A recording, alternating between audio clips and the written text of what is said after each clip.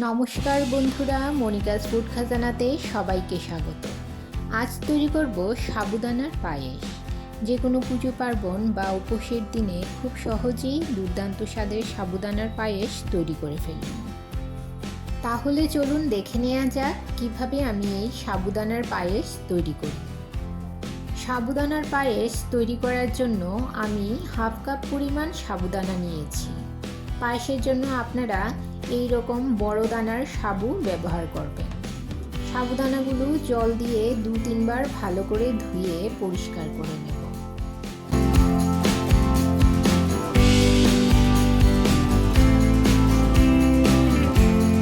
এখন 1 ঘন্টার জন্য সাবুদানাগুলো জলে ভিজিয়ে রাখবো, যাতে সাবুদানাগুলো খুব তাড়াতাড়ি সেদ্ধ হয়ে যায়।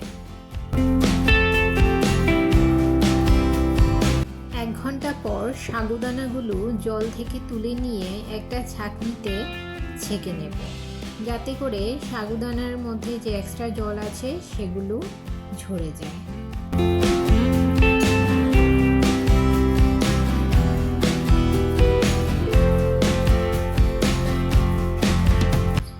দেখুন বন্ধুরা, জলে ভিজে থাকার জন্য সাবুদানাগুলো কতটা নরম হয়ে গেছে। এখন এতে 1 চামচ ঘি মাখিয়ে নেব। এতে করে সাবুদানাগুলো যখন দুধের মধ্যে দেবেন তখন সাবুদানাগুলো একসঙ্গে লেগে দলা পাকিয়ে যাবে না, একদম ঝরঝরে থাকবে।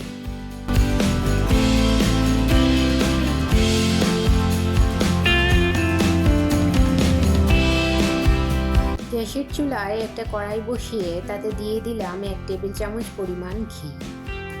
আমি এখানে 8-10টা কাজু বাদাম নিয়েছি, আর 4-5টে আলমন্ড বাদাম নিয়েছি, আর কিছুটা কিশমিশ নিয়েছি।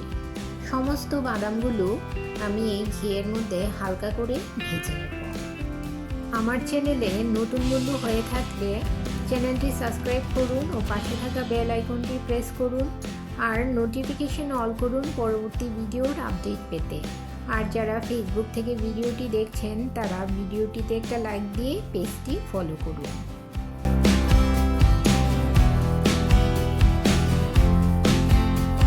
বাদামগুলো ভেজে তুলে নেওয়ার পর আমি ওই একই কড়াইতে দিয়ে দেব 500 ml পরিমাণ গরুর দুধ।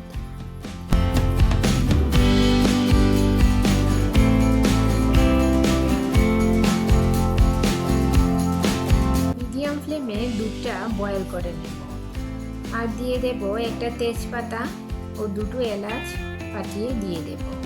এতে করে পায়েসের মধ্যে একটা সুন্দর ফ্লেভার আসবে।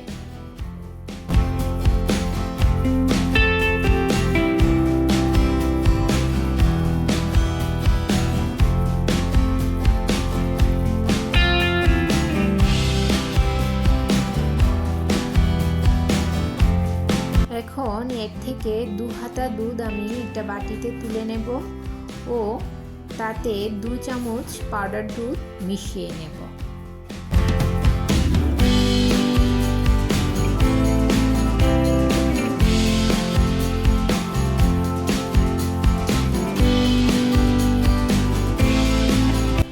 বন্ধুরা, 7-8 মিনিট দুধ বয়েল করে নেওয়ার পর দুধটা অনেকটাই কমে গেছে ও ঘন হয়ে এসছে।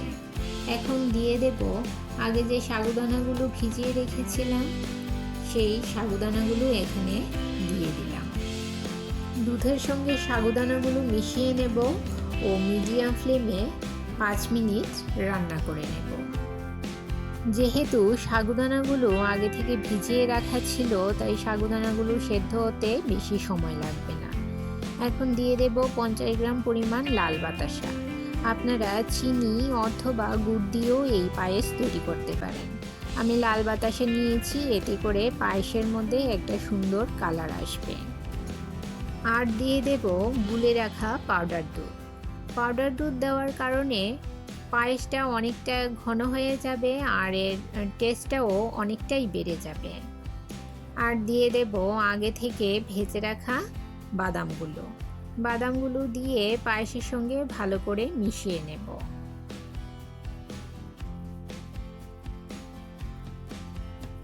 আর রান্না করব না, এখন গ্যাসের ফ্লেম বন্ধ করে দেব। এর থেকে বেশি আর ঘন করা যাবে না, কারণ ঠান্ডা হলে পায়েসটা আরও ঘন হয়ে যাবে। রেসিপিটা অন্তত একবার হলেও বাড়িতে ট্রাই করুন। ছোট বড় সবাই ভীষণ আনন্দ করে খাবে এই সাবুদানার পায়েস। ছোটদের জন্য যদি সাবুদানার পায়েস তৈরি করতে চান, তাহলে বাতাসার পরিবর্তে আপনারা তালমিছরি ব্যবহার করতে পারেন। রেসিপিটি কেমন লাগলো কমেন্ট করে জানাবেন, আর ভালো লাগলে একটা লাইক অবশ্যই করবেন। আপনার একটা লাইক পৌঁছে দিতে পারে আমার রেসিপি আরও বহু মানুষের কাছে।